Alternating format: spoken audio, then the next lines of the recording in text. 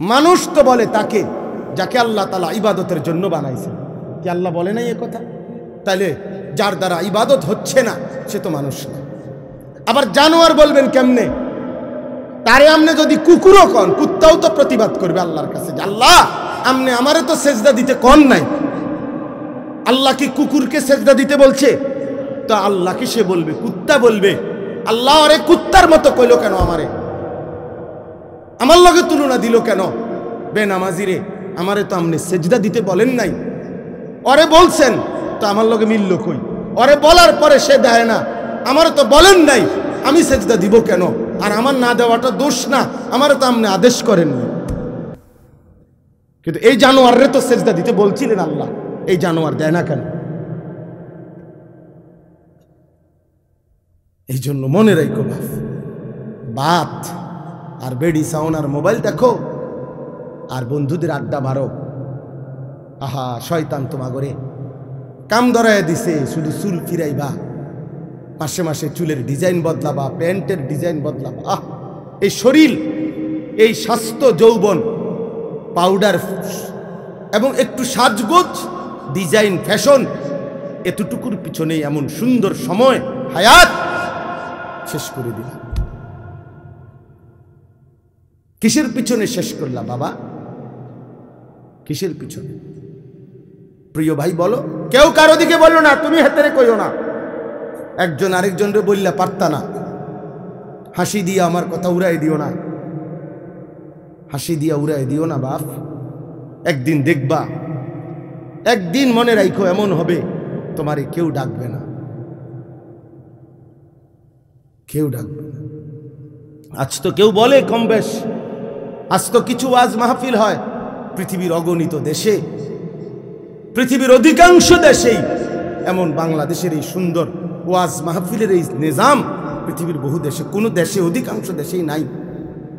আমাদের তো বলার একটা কি আছে, নিজাম সিস্টেম আছে, চলমান একটা রেওয়াজ আছে যে আমাদের দেশে এরকম সারাদিন গায়ে খাইটা মেহনত কইরাও মানুষ আবার মাগরিবের পরে রাত 12টা-1টা পর্যন্ত ওয়াজ শুনে।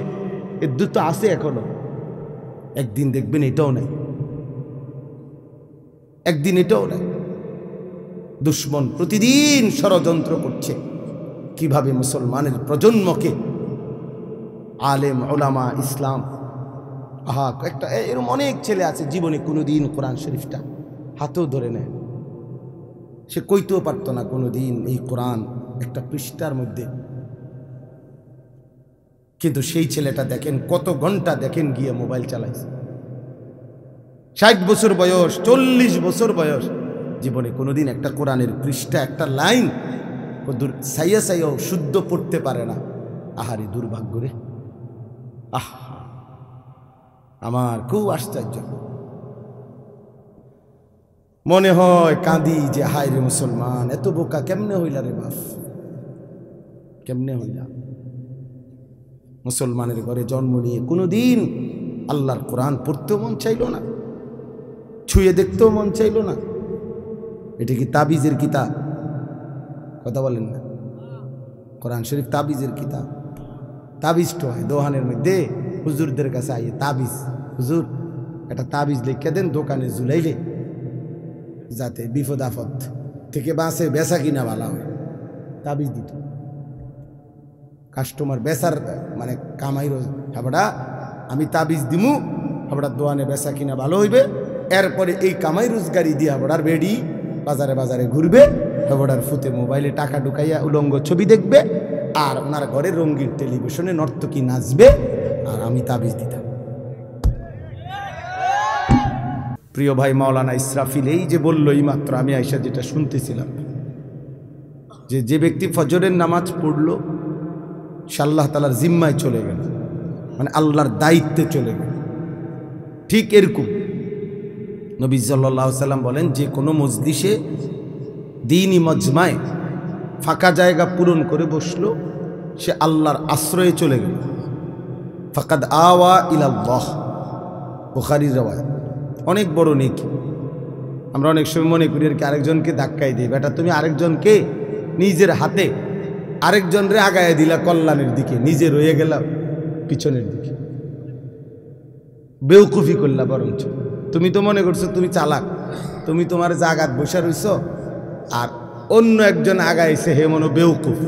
না না, নিজের হাতেই বরং তাকে তুমি কল্যাণের দিকে, আখেরাতের দিকে একটু আগায় দিলে।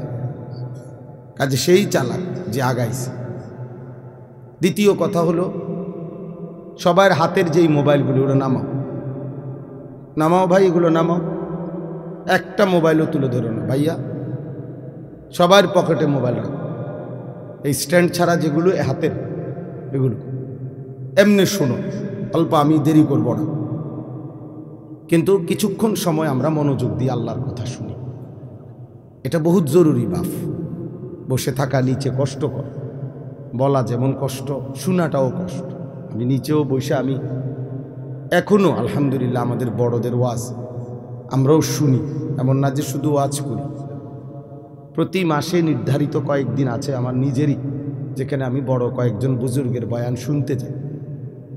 এটা আমার ডায়েরিতে এন্ট্রি করা আছে। তাহলে আমরাও বয়ান শুনি আমাদের বড় বুজুর্গ আলেমদের। তো বসে শোনাটার ক্ষেত্রে আমি নিজের অভিজ্ঞতা হলো যে লম্বা সময় যে ঘাড় সোজা করে শুনতে হয়, এতে ঘাড়ে ব্যথা করে, কষ্ট হয়। তাহলে বোঝা গেল শুনবার মধ্যেও কষ্ট আছে, বলবার মধ্যেও কষ্ট আছে। কিন্তু এই উভয় কষ্টের দ্বারা যদি কোনো বেনিফিট না আসে, উপকার না আসে, তাই লাভ হলো কি? ছোট বড় প্রতিটা আয়োজনের পিছনে অনেক, এই যে আওয়াজটা কেমন অন্যরকম বানায়, আওয়াজ এমন হয়ে গেল, বাহিরে না আওয়াজ হয়, ভিতরে আওয়াজ।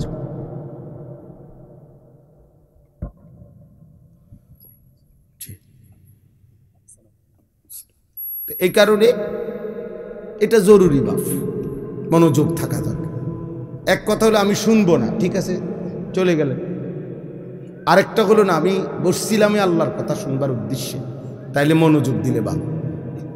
আর যদি শুনতে মন না চায়, চলে গিয়ে ঘুমায় গেলে আরো ভালো, সমস্যা নেই। কিন্তু মাঝখানে গাফলতি করা, এটা প্রিয় ভাই উচিত না। আল্লাহর কোরআনের প্রতি সামান্যতম অবজ্ঞা অনেক বড় অপরাধ, অনেক বড় পাপ। কোরআন শরীফে আছে, ওমান আযলামু মিম্মান যুক্কিরা বিআয়াতি রাব্বিহি সুম্মা আ'রাযা আনহা। যে ব্যক্তি আল্লাহর কথা তার কানে শুনবার পরেও সে তার থেকে বিমুখ, অমনোযোগী, আল্লাহ তাআলা কোরআনে বলছে তার চাইতে বড় জালেম আর কেউ না। সরাসরি কোরআন শরীফ। এই জন্য বললাম। 3 নম্বর আর একটা কথা হলো, ভিতরে বৈশা বুট বাদামও খাওয়া যাবে। এই ছোট বড় তোমরা বাচ্চারা কেউ বুট খাও, এটাও শিখো ভাই, ছোট হোক কি, তোমারও শিখা দরকার। এক মুসলমান হিসেবে আমাদের এটা সবার বোঝা উচিত যে আল্লাহর কথা যখন হচ্ছে, তখন আমি বসে বসে বুট খাইলাম, আবার আল্লাহর কথাও শুনলাম, এটা আদব কিনা, আখলাক কিনা। একটা প্রাইমারি স্কুলও তো ক্লাস 1-এর বাচ্চা, একেবারে পিচ্ছি বাচ্চাও তো যখন শিক্ষক ক্লাস করে তখন তো সে বুট বাদাম খায়।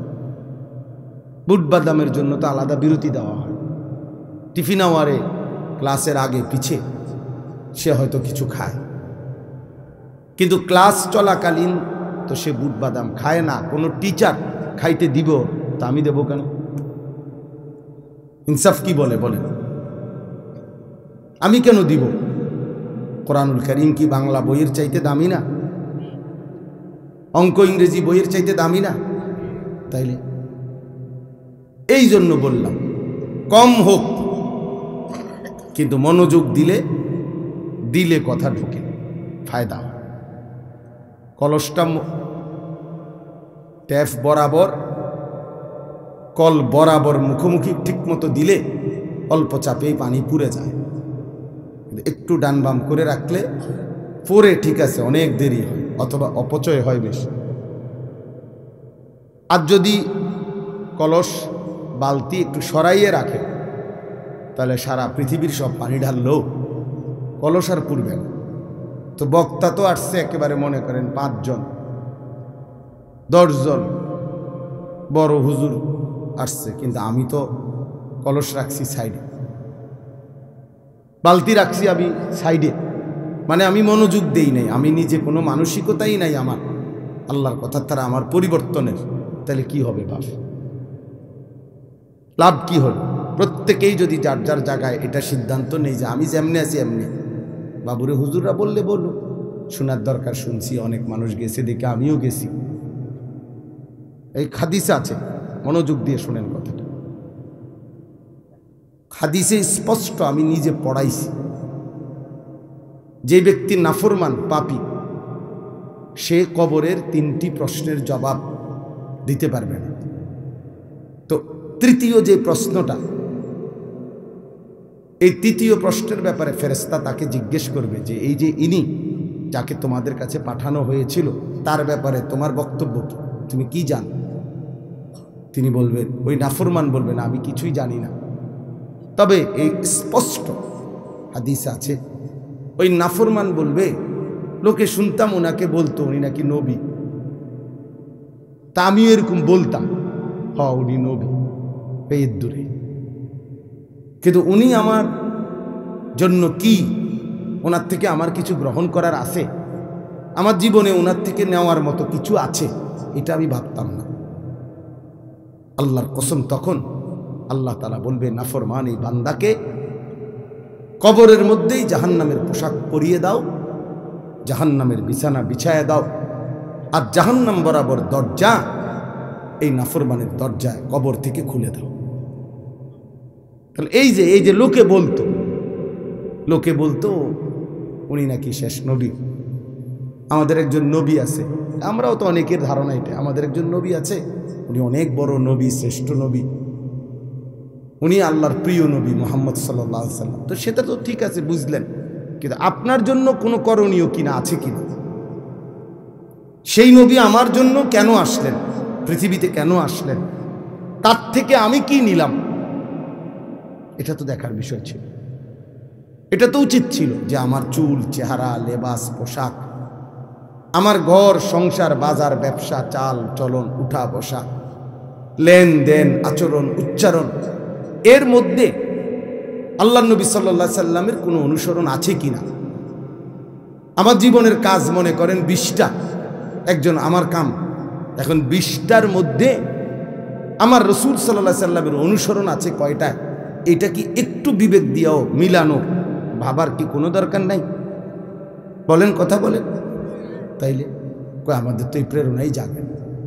এই জন্য বললাম যে অনেকে ওয়াজে গেছে দেখে আমিও গেছি, এই হুজুরের ওয়াজ নাকি এখন অনেকে শুনে, এই জন্য আমিও শুনছি, কিন্তু আমি আমার মতো, তাহলে তো হইল না বাবা, তাইলে তো হইল না, এটা তো কোনো বিষয় হইল না। তাইলে এই জন্য দয়া করে আমার মূল মাকসাদ, প্রতিদিন আমি ব্যক্তিগতভাবে আলহামদুলিল্লাহ, আপনারা অনেকেই আমার চিনেন, আমি তো এই অঞ্চলে অনেক আসছি গেছি, কিন্তু খুব বেশি অথবা খুব কম এটা নিয়ে শ্রোতার আমার কোনো পেরেশানি নেই। আমার পেরেশানি হলো আমরা মনোযোগ দিয়ে আল্লাহর কথা শুনতে হবে, এবং আল্লাহর কথা আমারও দরকার, আপনাদেরও দরকার, পরিবর্তন আমারও দরকার, আপনাদেরও দরকার। আমরা যে যেখানে আছি সেই অবস্থা থেকে আমাদের আরও অগ্রগতি, উন্নতি, আখিরাতের লাইনের আরও ফিকির আরও বাড়ানো দরকার। আমারও ঘাটতি, আপনাদেরও ঘাটতি। বলেন আপনি তো হুজুর না, আমাগো ঘাটতি শুনলেও আপনি কুল কিনার, আপনি বুঝতেন না। আমাদেরও অসংখ্য অগণিত ত্রুটি, আপনাদেরও ত্রুটি, আপনাদেরও ত্রুটি। তাহলে আমাদের প্রত্যেকের উচিত প্রতিনিয়ত আল্লাহর দিকে, আখিরাতের দিকে, কোরআনের অনুসরণের দিকে এগিয়ে যাও। তো সেটা যদি আমি গ্রহণই না করি, মনোযোগই না দেই, আমি যদি এটা আমার জন্য কোনো প্রয়োজন মনেই না করি, তাহলে হবে কেন? তাইলে হবে কেমনে বাপ? আপনারা দয়া করে এই জন্য মনোযোগ দিয়ে ওলামায়ে কেরামের কথা শুনুন। মাওলানা ইসরাফিল আমার অনেক ঘনিষ্ঠ মানুষ, পরিচিত মানুষ, আমাদের ক্যান্টনমেন্টের পাশাপাশি আমরা থাকি। মাওলানা ক্যান্টনমেন্টের একটা মেন ক্যান্টনমেন্টের একটা গুরুত্বপূর্ণ মসজিদে ইমাম, খতিব, মাদ্রাসার তার নিজস্ব একটা প্রতিষ্ঠানও আছে, অনেকক্ষণ বয়ান করছে। আমি তো শুনে অবাক যে একজন মানুষ এতক্ষণ বয়ান করছে। আল্লাহ তার হায়াতে বরকত দান করেন, জবানে বরকত দান করেন। তো বিষয়টা হইল আমরা কি নিলাম নিজের জন্য? যদি একটি কথাও না নেই, এই যে নওজোয়ান কিশোর তরুণ তোমরা ছেলেরা, তোমাদের মেধা পূর্ণ মেধা। তুমি যদি বলো তুমি বোঝো না, না না, বুড়ো মানুষ কম বুঝতে পারে, কিন্তু জওয়ান তার সব কিছুই জওয়ান। যে যুবক, যে শক্ত সামর্থ্য জওয়ান, তার মেধাও জওয়ান। ছেলেটা নওজোয়ান, তার মেধা কি বুড়ানি? তাইলে তোমার বুঝ, বুদ্ধি, শক্তি, সাহস, হিম্মত, আকল, দিমাগ সব তাগড়া জওয়ান। তুমি এই মুহূর্তে যে পরিমাণ ভার সইতে পারবা, আরেকজন 60 বছরের 70 বছরের চাচা সেটা পারবে না। কোরআন শরীফে আছে স্পষ্ট, আল্লাহ তাআলা বলেন, এই আয়াতটা মনোযোগ দিয়ে শুনেন তাহলে বুঝবেন। আল্লাহ তাআলা বলেন সূরা হজ, এই সূরাতে আছে ওয়ানুকিররু ফিল আরহামি মা নাশাউ ইলা আজালিম মুসাম্মা। আল্লাহ বলেন একটি নির্দিষ্ট সময় পরিমাণ আমি মায়ের পেটে মানব সন্তানকে, বাচ্চাকে অবস্থান করি, রাখি। 9 মাস, 10 মাস, এর মধ্যে একেবারে সংখ্যা কম বেশ হয়। সবার একেবারে গুনা গুনা 9 মাস, গুনা গুনা 10 মাস না। আল্লাহই জানেন কোন বাচ্চাটা কতক্ষণ থাকবে। আল্লাহ তাআলা বলেন সুম্মা নুখরিজুকুম তিফলান, অতঃপর আমি আল্লাহই তোমাদেরকে মায়ের পেট থেকে একটি বাচ্চা, তিফল, তিফল মানে শিশু, একটা শিশু হিসাবে বের করে আনি। সুম্মা লিতাবলুগু আশুদ্দাকুম, অতঃপর আমি আল্লাহই তোমাদেরকে শক্তি, সাহস শরীরের মধ্যে দিতে থাকি। ধীরে ধীরে সেই দুর্বল ছোট্ট বাচ্চা শক্ত সামর্থ্য জওয়ান বয়স হতে থাকে, আগাইতে থাকে। এ দেখেন আল্লাহ তাআলা বলেন ছোট্ট সেই শিশুটিকে আমি ধীরে ধীরে সামনের দিকে নিতে থাকি, শক্তি বাড়াই, শক্তি বাড়াই, শক্তি বাড়াই। 2 বছরের শক্তি তো 6 বছরে আরও বেশি, 10 বছর বয়সে একটু বেশি, 15 বছর বয়সে আরও বেশি, এইভাবে বাড়াইতে থাকি। এর মধ্যে আমি এই অবস্থায় 2টা কাজ করি। একটা হলো অমিনকুম মান ইউতাওয়াফা মিন ক্বাব, অমিনকুম মান ইউতাওয়াফা, কাউকে এই বয়স আগাইতে আগাইতে মাঝপথে মৃত্যু দিয়ে দেয়। অর্থাৎ কাউরে 18 বছর, 25 বছর, 30 বছর বয়সে কোনো এক সময় মৃত্যু দিয়ে দেয়। আর কাউকে কাউকে অমিনকুম মান ইউরাদ্দু ইলা আরজালিল উমর, এই কথাটা খেয়াল করে। এবং কাউকে কাউকে আমি ইচ্ছে করে একেবারে চূড়ান্ত শেষ বয়স, একেবারে বৃদ্ধ আমি আল্লাহ তাআলা পৌঁছাই। কেমন বৃদ্ধ বানাই? এই যে উদ্দেশ্যে আমার কথাটা আয়াতের মধ্যে আছে, শেষ কথাটা, লিকাইলা ইয়ালামা মিন বাদি ইলমিন শাইআ। এই ভাই দেখো, আল্লাহ বলে আমি একজন মানুষকে সর্বোচ্চ বুড়া বানাইয়া এমন পর্যায়ে নিয়ে যাই যে এক পর্যায়ে এসে তার অবস্থা এমন হয় ইতিপূর্বে যত জ্ঞান তার ছিল এই পর্যায়ে এসে আর তার কোনো জ্ঞানই থাকে না, কোনো জ্ঞান আর কি, এরকম মাজুর হয়ে যায়। 90 বছর, 95 বছর। ওই যে হে তুমি পারতা না ভাই, আমি বললাম এই খামখেয়ালি করো না বাপ, বাজান এই মোবাইল তোমার ঘরে শেষ করে দিচ্ছে। আহা, এই অসভ্য জিন্দিগি ভাইয়া, অসভ্য জিন্দিগি, এটা নির্লজ্জ জিন্দিগি। মনে রাখো, হায়া শরমহীন জীবন। যে কিছু ছেলের আছে তোমরা মানে কোনো কিছুতে যে, আরে মানুষের তো সামান্য ভদ্রতা থাকে না, কোনো ভদ্রতা নাই। মানে বাবা দেখুক, নাইলে দাদা দেখুক, নাইলে আলেম, নাইলে আল্লাহওয়ালা, অথবা গ্রামের মুরব্বী, যে ইচ্ছা সেই দেখুক, তার চোখের ন্যূনতম লজ্জা লাগে না, না আমার মোবাইল আমি দেখব। এখন এই যে মানসিকতা বাপ, এটা বড় নিকৃষ্ট মানসিকতা। মানুষের সামান্যতম কি থাকতে হয়? লজ্জা শরম থাকতে হয়। মানুষ জন্তু জানোয়ার না, মানুষ ইনসান। ইনসানকে আল্লাহ তাআলা শরাফত দিয়ে বানিয়েছেন, ইনসানকে আল্লাহ তাআলা মর্যাদা দিয়েছেন। ইনসানের ভিতরে আল্লাহ তাআলা দেখেন পৃথিবীর সমস্ত প্রাণী তার লজ্জাস্থান আলাদা ঢাকবার আলাদা কোনো আচ্ছাদন কাপড় নাই।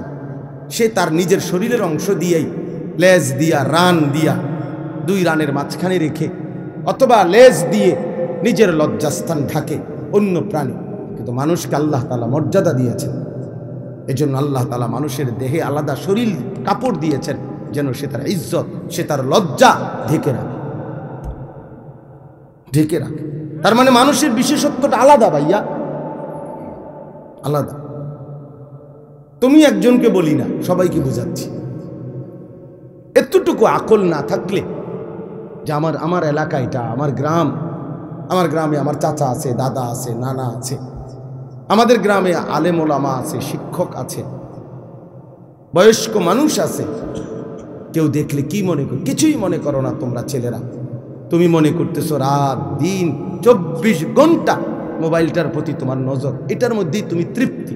না রে বাপ, তোমার যদি একবারে আমার কথা একদিন হলো 1 মিনিট বন্ধু অন্ধকারে অথবা একাকী, তুমি আমার কথাটা ভাইবো, আমার কথাটা ফেলে দিও। তোমার ব্রেন যদি সামান্য থাকে, আকল থাকে, তুমি কাজে লাগাইও যে এটা আসলে স্বাভাবিক কিনা। একজন মানুষ কতক্ষণ মোবাইল দেখা উচিত? নারী, ছবি, নাচ, গান অথবা ভালো কিছুই, কিন্তু সারাদিন এই একজনের এক গাছ, ছবি, বালা, এগুলা যেটাই হোক কতক্ষণ দেখা উচিত? একজন মানুষ কি পৃথিবীতে আমরা শুধু এই জন্যই আসছি? কোনোভাবেই তোমাদেরকে, অনেক ছেলে তোমরা মোবাইল থেকে আলাদা হতেই চাচ্ছ না কেন ভাইয়া? পৃথিবীতে কি এর চাইতে আর কোনো প্রযুক্তি পৃথিবীতে ছিল না? এটা কেমন ধরনের কথা হলো যে রাত দিন ফুল টাইম জীবনটা এই মোবাইলটার সাথে বাইদা ফেলা? এটা তোমারে কোথায় নিবে বাপ? কোথায় নিবে? সারা জীবন ডাক্তাররা বলছে বাচ্চা যদি দৌড়ঝাঁপ না দেয়, কিছুটা খেলাধুলা না করে, তাহলে বাচ্চা শরীর স্বাভাবিক থাকে না। কই, তোমরা তো এখন খেলাধুলাও বন্ধ করে দিছো। আগে তো কোনায় কোনায় দেখতাম বাচ্চারা, ছেলেরা, নওজোয়ানরা কিছু খেলতো, ক্রিকেট খেলতো, ফুটবল খেলতো। আমরা তো ছোটবেলায় কত কিসিমের খেলা খেলছি আলহামদুলিল্লাহ। আলু ক্ষেতের আলু উঠাইছে, জুরজুরা মানে মাটি, আলু ক্ষেতের হাড্ডুডু খেলে উড়ে এলাইছে। আমি তো মনে আছে ছোটবেলায় পুরা গ্রাম সুক্তি, ওই যে লুকাইতো একজন বিভিন্ন জায়গায় খুঁজা বাইর করা, দৌড়ে দৌড়ে যে কে, মানে আমরা কে কোথায় লুকাইছে তারে টোহাইয়া বাইর করা। তো অনেক দৌড়ঝাঁপ দিতাম, একবেলা দৌড়ঝাঁপ দিত, ঘাম ঝরত, এরপরে এসে বাচ্চা আবার পড়তো। এখন তো তোমরা সারাটা দিন একটা চোখ, মানুষের একটি জিনিস সারাক্ষণ এটার পিছনে, এই মোবাইলের পিছনে ব্যয় করা, ভাইয়া কোথায় নিয়ে যাবে চোখটা? তুমি ডাক্তারকে জিজ্ঞেস করো, বিবেককে জিজ্ঞেস করো বাপ। এত ফালতু মানুষের জীবন হয় না। ন্যূনতম যদি লক্ষ্য উদ্দেশ্য কারো না থাকে, সে মানুষ কোথায়? কি পাগল ছাগল না গরু ছাগল? সারাদিন ঘাস চাবানো। আল্লাহ তোমাদেরকে বিবেক দান করেন।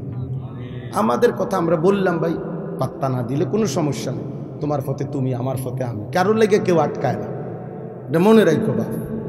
হাসলেও পৃথিবী, কাঁদলেও পৃথিবী শেষ হয়ে যায়। কারো জন্য পৃথিবী, কারো জন্য কেউ আটকায় না। সবাই কোনো না কোনোভাবে দুনিয়া পার করে ফেলে, একভাবে না একভাবে শেষ হয়ে যাবেই। কিন্তু কবরে গেলে কষ্ট হবে, আখেরাতে কষ্ট হবে বাপ।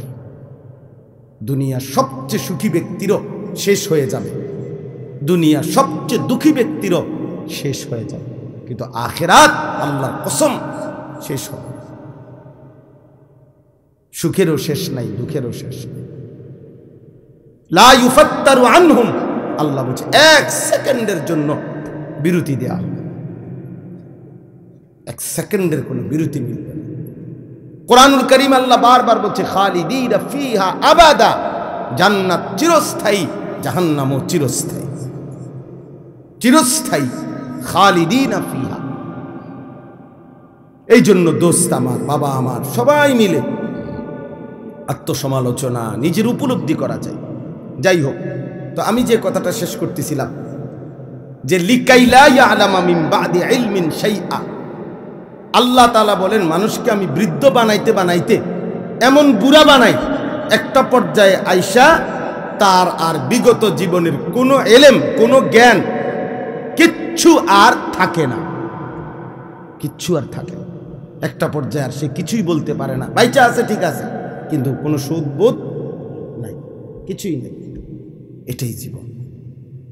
আমার আপন মা, মা আমার 70 বছরের উপরে বয়স হবে, মা আমার জীবিত আছে, আমি সেই মায়ের সন্তান। ক্লাস 4 পড়ুয়া আমার আম্মা, 4র্থ শ্রেণী পর্যন্ত পড়ছে স্কুলে ছোটবেলায়। এরপরে মার বিয়ে হয়েছে, ক্লাস 5-এ উঠছে আর মার বিয়ে হয়ে গেছে। আগের দিনে এমনই ছিল, আমাগো মা চাচিরে এমনই ছিল, কুদ্দুর কাদ্দুর পড়ছে, গেছে আইছে অল্প কুদ্দুর, একটু সাবালক হয়েছে আর বিয়ে দিয়ে আলাইছে। এই মা বিগত পুরাটা জীবন মা, আমরা 8 জন ভাই বোনকে দিন শিখাবার জন্য মার অবদান বেশি। মা আমাদেরকে গোটাটা সংসার আগলায় রাখছে, আমাদের পড়ালেখার খরচ আব্বার থেকে নিয়ে সবাইকে আমাদেরকে লালন পালন করছে। আমাদের আরও 2টা ভাই মারা গেছে, মার ছোট 2 সন্তান জন্মের কিছুদিন পর পরই মারা গেছে। তাহলে ওই 2 ভাইকেও তো মা গর্ভে ধারণ করছে, তাহলে 10 জন। আমরা বেঁচে আছি আলহামদুলিল্লাহ 8 জন, আর 2 জন কি ছোট্ট থাকতেই মারা গেছে। তাহলে 10 জন সন্তান মা গর্ভে ধারণ করছে। তাইলে এই মা, আমি দেখতাম কত কিছু ভাই বোনদের সব তো মায়ে বুঝাইতো, কিন্তু এখন আইসা আমার আম্মা বয়স বাইচা আছে ঠিক, একটি শব্দ কিছু বোঝেন, কিছু বল। নামাজ, মা নামাজ পড়েন? আহা মা রে, আমি আমার সারাটা জীবন আমি বুঝের পরে দেখছি মা একবার সকালবেলা বসে রয়েছে মুসল্লা, মা কি গো উঠতেন না? বাজি, আমার তো চাষতের নামাজ রয়েছে, আমার তো এশরাকের নামাজ রয়েছে, তাহাজ্জুদের নামাজ, আউয়াবিনের নামাজ, কুদ্দুর পর পর ওজিফা, ওই যে আগে যে ছোট ছোট মা চাচিরা পড়তো, ওজিফানি কইতে গুলারে ছোট ছোট বই, কোরআন শরীফ সূরা, নির্দিষ্ট সূরাওয়ালা, এগুলো পড়তো, দুরূদ শরীফ পড়তো, তসবিহ পড়তো। 1000 দানার তসবিহ ছিল মা, এগুলো দেখতাম বইয়ে বইয়ে পড়তো। এখন মা কিছুই কইতার, জি গাইলে কথা কয় কহ কিতা, মানে কিচ্ছু বোঝে না মা। তো সেই মা আমি যাকে দেখছি ভাব, তাহলে একটা বয়সে আইসা এখন মা বেঁচে আছে ঠিক, কিন্তু মার আর সেই জ্ঞান, ব্রেন আর কাজ করে। তো আমার বলার উদ্দেশ্য হলো, মানুষ তো বয়সে আইসা মানুষের বুদ্ধিমত্তা, আকল, দিমাগ কমতে পারে, কিন্তু তোমরা যারা নওজোয়ান, তোমাদের তো বাবা বোঝা উচিত যে এই মুহূর্তে তো তোমাদের সব কিছু সচল। তোমার হাত যেমন মজবুত, তোমার ব্রেনও তো মজবুত, তোমার বিবেকও তো মজবুত, তোমার পুরাটা শরীরটাও তো মজবুত। তোমরা যারা 17-18 বছরের ছেলে, তোমাদের তো এখন 100 মাইল দৌড়াইলেও কষ্ট হওয়ার কথা না বাবা।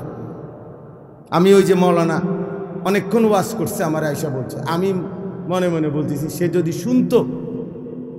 হ্যাঁ, আমি এক টানা সোনাকান্দা মাদ্রাসায় চাকরি করতাম, 11 বছর চাকরি করছি। ওই সময় আমি 2.5 ঘন্টা, বিশ্বাস করেন একবার আল্লাহরে সাক্ষী রেখা বলি, 2.5 ঘন্টা পায়ে হাইটা মাহফিলে গেছি, ঘড়ি ধরা 4 ঘন্টা বয়ান করছি, না খাইয়া আবার 2.5 ঘন্টা হাইটা মাদ্রাসায় আইসা রাত্রে ঘুমাইছি। এই তো সেদিনের কথা। কি হয়েছে? কিচ্ছু মনে হয়েছে না, গায়ে 13 পাইছি না, কিচ্ছু মনে হয়েছে না। এটা 4 ঘন্টা আমি আগে, এখন আমি আস্তে আস্তে কথা বলি, এখন অনেক হালকা আওয়াজে কথা বলি। আমি, আমার গলা 2 বার অপারেশন হয়েছে, 2 বার আমার গলা অপারেশন করা।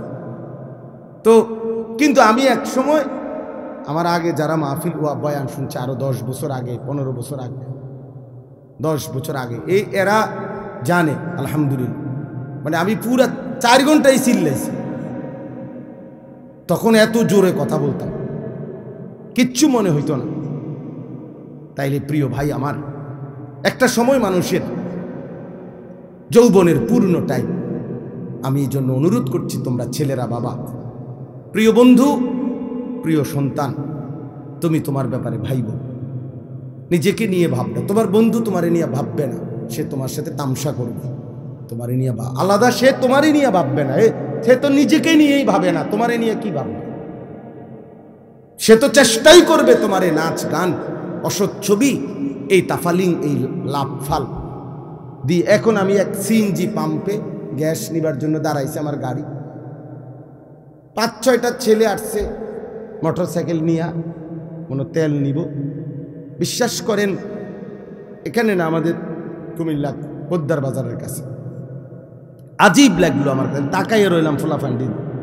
মানে আইসা পড়ছে ফিলিং স্টেশনে, তেল লইব তো তোরা দাঁড়াইবি না।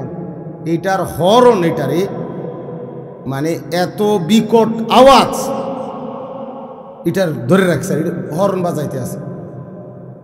এটা একটা পাগল, মানে তার যদি ছিঁড়ে যায়, এগুলা নাকি কি খুলে ফেলে।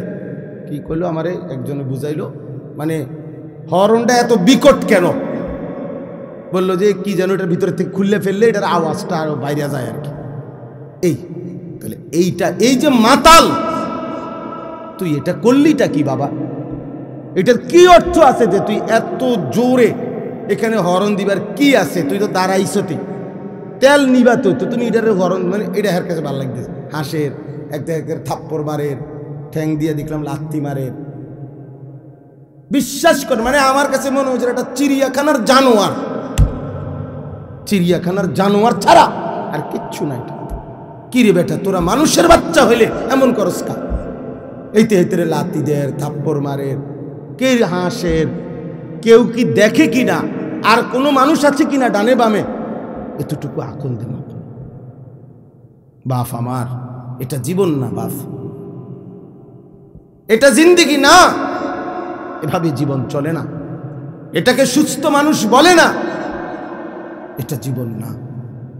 আমাদের প্রত্যেককে আল্লাহ তাআলা, আমাদের মা আছে, বাবা আছে, বংশ আছে, আমাদের ধর্ম আছে, আমাদের আল্লাহ আছে, আমাদের রসুল আছে, আমাদের কোরআন আছে, আমাদের ইসলাম আছে।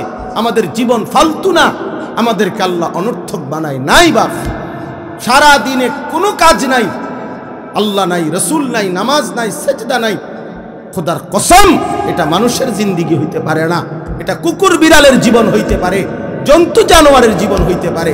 ইনসানের জিন্দিগি, মানুষের জিন্দিগি, আল্লাহ থেকে বিচ্ছিন্ন, আখিরাত থেকে বিচ্ছিন্ন যেই জীবন, এটা মানুষের জীবন নয়, জানোয়ারের জীবন, জানোয়ারের জীবন, জানোয়ারের জীবন, জানোয়ারের জীবন। মনে রেখো, উড়াই দিও তুমি, কোনো সমস্যা নাই, আমি বলে গেলাম। তুমি মনে করো হাসি দিয়া উড়াই দিলে অসুবিধা নাই, সবাই বদলায় যাবে, আমরা এই আশাই বলি না। বদলাবে তো আল্লাহর ফায়সালায়, আমরা বলে থাকি। আমরা তো জানি, এটা বিশ্বাস করি, আমার কোনো যোগ্যতা না, ফায়সালা তো আসমানে। কে ফিরবে, কে বদলাবে, কার জিন্দেগি সুন্দর হবে, এটা তো আল্লাহর সিদ্ধান্ত। কিন্তু এই জীবন, মানুষের জীবন যেটা, এটা সেজদাওয়ালা জীবন, বন্দিগিওয়ালা জীবন, আখিরাতওয়ালা জীবন। প্রিয় ভাই, কোরআন শরীফের আয়াত শুনেন, আপনারা বাবারাও শুনেন। আল্লাহ কোরআনে ডাইরেক্ট বলছে, ফামাসালুহু কামাসালিল কালব। সরাসরি কোরআন শরীফের আয়াত। আল্লাহ বলছে বেঈমান, নাফরমান, তার উদাহরণ হলো কামাসালিল কালব, কুত্তার মতো। সরাসরি কোরআন। কালবুন অর্থ কুকুর, কুকুর, কুত্তা। জিজ্ঞেস করেন কোন আলেমকে, কোন মাদ্রাসা ছাত্ররা জিজ্ঞেস, হে কুকুরটা জানে কালবুন অর্থ কুত্তা। আল্লাহ তাআলা কোরআনে বলছেন নাফরমান, বেঈমান, সেজদাবিহীন, আমার গোলামি, আমার বন্দিগি যার মধ্যে নাই, ওই কুত্তার মতো, কুত্তার মতো, কুত্তার মতো বেটা, ওই মানুষের বাচ্চা না। আল্লাহ কোরআনে বলছে, ইন তাহমিল আলাইহি ইয়ালহাস আও তাতরুকহু ইয়ালহাস। আল্লাহ বলছে কুকুরের স্বভাব কি? আল্লাহ নিজে বলছে, পাইলেও জিহ্বা লম্বা করে, না পাইলেও জিহ্বা লম্বা করে। হ্যাঁ, নারী দেখলো অস্থির, না দেখলো অস্থির। এই দেখেন যে সমস্ত যুবক দিন রাত নারীর ছবি দেখে, এদের তৃপ্তি নাই। তৃপ্তি হইলে তো এতে একটা বন্ধ রাখতো, যে যাক আমি দেখতে শান্তি লাগছে, একটু তৃপ্তি হয়েছে, ঘুমাইয়া তৃপ্তি হয়েছে, আর আর ঘুমজানোর দরকার নাই, আবার রায় তুলে আবার ঘুমামু। তাহলে এটার তো একটা বোঝা গেল যে তৃপ্তি হয়েছে, তার ঘুমাইয়া মোটামুটি পোষাইছে, এখন সে 8 ঘন্টা 10 ঘন্টা কাজ করবে, বুঝাই গেল। তো তৃপ্তি হইলে তো থামতো, সে তো থামে না, সে তো সারাক্ষণ পরপর পরপর সারা দিন রাত নারী ছবি দেখতেছে, উলঙ্গ দৃশ্যই দেখতেছে। বুঝা গেল সে দেখেও অতৃপ্ত, না দেখলেও অতৃপ্ত। এই জন্য তার স্বভাব তার স্বভাব কুকুরের স্বভাব। মনে রাখিস বাবা, জানোয়ারের আখলাক এটা। হারামখোর দেখবেন, নাফরমান, নাফরমান যেগুলো অবৈধ ইনকাম করে, ওজনে কম দেয়, কাস্টমারকে ঠকায়, কামাই করে, এরপরও তার তৃপ্তি নাই। দেখেন বেচে, মাল বেচতে আছে, বেচা কিনা চলতেছে তার দোয়ানে, আপনি জিঙ্গাবেন যাইয়া কবির কি অবস্থা ভাই, বেচা কিনা না, দূর দূর দূর দূর, আগের এই ব্যবসা ওনার নাই, কি এর বেচা কিনা, বইয়াতা ওনারই কতক্ষণ, অথচ মাল বেচতে, দোকান চলতেছে তার, কয় না আগের ব্যবসা নাই। কিরে ডাকাত, আগের ব্যবসা নাই বলতে কি তা, কোন বছরের ব্যবসা নাই? আরো 300 বছর আগের ব্যবসা নাই নাকি? তো তুমি সেই সময় আইতা, তুমি অনাইলা কেন পৃথিবীতে? যে বছর ব্যবসা ছিল সেই বছর তুমি জন্ম নিতা, কথা বলেন না তো? কোন আগের ব্যবসা নাই কি, কোন সময়েরটা কি? নূহ আলাইহিস সালামের জমানার ব্যবসা নাই নাকি? তাইলে এটা কোনো কথা হইল? প্রত্যেকের রিজিক আল্লাহ তাআলার পক্ষ থেকে বরাদ্দ। এই জন্য আমি বললাম ওই যে স্বভাব, এটা স্বভাবই এটা, যে পাইলেও জিহ্বা লম্বা করে, না পাইলেও কি করে। এই আল্লাহ কোরআনে বলছেন নাফরমান কুকুরের মতো। আল্লাহ আমাদেরকে হেফাজত করেন। অনেকের আছে লজ্জা শরমই নাই। এর কথা হলো আমার যেহেতু শরমে নাই, আমারে কি গরু কয় না, ছাগল কয় না, প্লাস্টিক কয় না, হাফ প্যান্ট কয় না, ফুল প্যান্ট কয়, দূর বেটা, আমি তো এমনি বেশরম, আমার কইলেই কি বেটা, বুঝছেন? কোন বেটাতে পেশাব করতে বইয়া নিজে লুঙ্গি দিয়া আলগি দিয়া নিজে মুখ ডাই খেলাইছে, তার একজনে বলছে যে কিরে তুই যে কাপড় আলগি দিয়া পেশাব কর, আমি তো দেখি না কেউ, তুমি না কেউরে দেখো না, অপদার্থ, কিন্তু সবাই তো তোমারে দেখে না। এর কথা হলে আমি তো দেখি না, আমি তো দেখি না, বলো এই বল, এই বিষয়টা হলো এই। আমার যেহেতু কোনো লজ্জাই নাই, এবার মানুষ আমার কি মনে করে, আমার কি আসে যায়, কি আসে যায়? আহ আয় হায় হায়। এই জন্য প্রিয় বাপ, চলেন আমরা নওজোয়ান সাথী, তোমরাও বলি, আবারও বলছি তোমাদেরকে এই কথাটাই বললাম, নিজের উপরে কদর করো বাবা। নিজের চরিত্র বড় সম্পদ। ছোটবেলায় আমরাও স্কুলে পড়ছি বাপ, প্রাইমারি স্কুলে আমরাও দাখিল পাস করছি, ছোটবেলায় শিক্ষকদের মুখেই শুনছি। ছোট্টবেলায় আমার মনে আছে, আমি স্কুল জীবনেই প্রাইমারি জীবনেই শুনছি, character is lost, everything lost. যার চরিত্র নষ্ট, সব নষ্ট। আর মানি লস্ট, সামথিং লস্ট, না নাথিং লস্ট। টাকা যদি ক্ষয় হয়, নষ্ট হয়, কিছুই যায়, nothing. Health is lost, something lost. শরীর যদি কিছু নষ্ট হয়, ক্ষয় হয়, তো কিছুটা ক্ষতি। কিন্তু আখলাক চরিত্র যার নষ্ট, তার সব নষ্ট। চরিত্রহীন একেবারেই নিকৃষ্ট, একেবারেই নিকৃষ্ট। এই জন্য আমরা যদি ফিকির করি বাবা, নিজের পক্ষে নিজের ভালো, নিজের কল্যাণ সম্ভব, আল্লাহ আমাদেরকে তৌফিক দান করেন। আল্লাহ তাআলা প্রতিটা নওজোয়ানকে কবুল করে নেন। চলেন আর অল্প একটু সময়, এবার আমি যে আয়াতটা পড়ছি এটার উপরে একটু কথা বলি। 15 নম্বর পারা, 17 নম্বর সূরা, সূরায়ে বনী ইসরাইলের প্রথম আয়াত। এই আয়াতটা হলো মেরাজকে কেন্দ্র করে। আমাদের প্রিয় নবী সাল্লাল্লাহু আলাইহি সাল্লামের জীবনের অত্যন্ত গুরুত্বপূর্ণ, মর্যাদাপূর্ণ, বৈশিষ্ট্যমণ্ডিত একটা ঘটনা, নবীজির জীবনের একটা আজিমুশান সম্মান নবীর, সেটা হলো মেরাজ। মেরাজুর রসুল, মেরাজুন নবী সাল্লাল্লাহু আলাইহি ওয়াসাল্লাম। রসুলুল্লাহ সাল্লাল্লাহু আলাইহি ওয়াসাল্লামকে আল্লাহ তাআলা নবুয়তের সময়ে জমিন থেকে 7 আসমানের ঊর্ধ্বে, কোটি কোটি গুণ ঊর্ধ্বে আল্লাহ তাআলা তার মহান আরশে আজিমের মধ্যে মেহমান করে নিয়েছিলেন। সেখানে আল্লাহ তাআলা নবীজির সাথে সাক্ষাৎ করেছেন, কথাবার্তা বলছেন, হাদিয়া দিছেন, সচক্ষে নবী আল্লাহকে সচক্ষে দেখছেন, আবার দুনিয়ার জমিনে ফেরত আসছেন। এই ঘটনাটাকেই বলা হয় কি? মেরাজ। মানে আমি সংক্ষেপে বললাম আর এটাকে কি বলে? মেরাজ বলে। এটা আমাদের নবী সাল্লাল্লাহু আলাইহি সাল্লামের জীবনের আশ্চর্যতম, অবাক করা, বিস্ময়কর ঘটনা। এই ঘটনাটা আল্লাহ তাআলা এই আয়াতের মধ্যে এই ঘটনার প্রথম অংশ তুলে ধরছেন। এই ঘটনাটা নবীজি সাল্লাল্লাহু আলাইহি সাল্লামের দুইভাবে হয়েছে। একটা হলো জমিন থেকে জমিন, আরেকটা হলো জমিন থেকে আসমান ঊর্ধ্বে। প্রথম জিব্রাইল আইসা বোরাক, একটি জান্নাতি বাহন, ওইটার মধ্যে চড়াইয়া আল্লাহ নবী সাল্লাল্লাহু আলাইহি সাল্লামকে মক্কার জমিন থেকে, কাবা ঘরের কাছ থেকে মসজিদে আকসা, যেটা বর্তমান ফিলিস্তিনে বাইতুল মুকাদ্দাস, এই যেটাকে জেরুজালেম, ইসরায়েলরা ওই ইহুদি কুত্তারা যে জায়গাটা দখল করে রাখছে, মুসলমানদের প্রথম কিবলা মসজিদে আকসা, অত্যন্ত বরকতময় জমিন, এই বরকতময় ভূমি মসজিদ, ওইখান পর্যন্ত প্রথম জিব্রাইল নবীজিকে নিয়ে গেছে।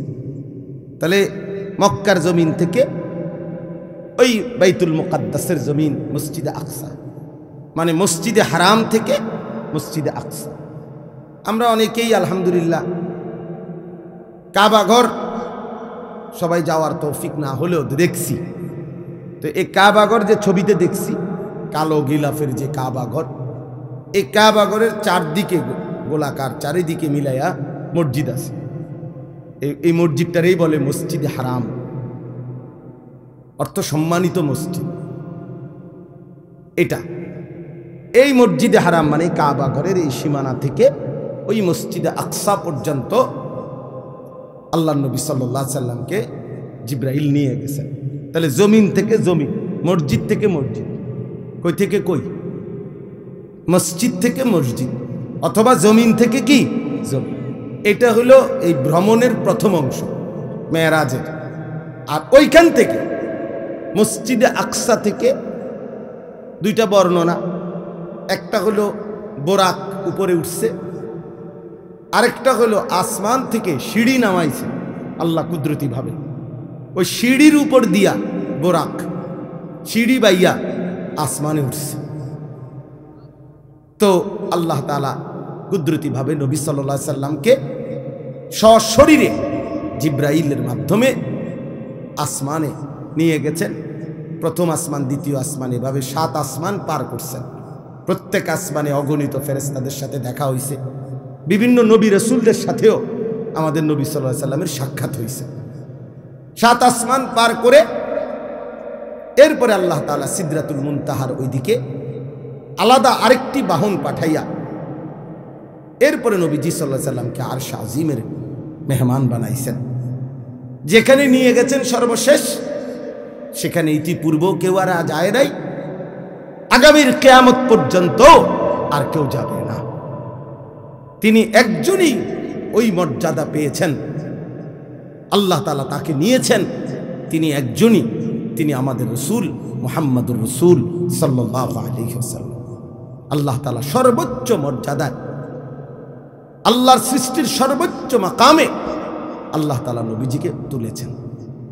আরশে আজিমের উপরে নিয়ে আল্লাহ তাআলা নবী সাল্লাল্লাহু আলাইহি সাল্লামকে বুঝাইছেন যে বন্ধু, এবার শুধু আপনি সিরিয়ালটা বোঝেন, যে দেখেন এখন উপরে, আপনার উপরে আসি শুধু আমি আল্লাহ, এরপরে আপনি, এরপরে আমার গোটা সৃষ্টি, আপনার কদমের নিচে, আরশে আজিমটাও আপনার কদমের নিচে।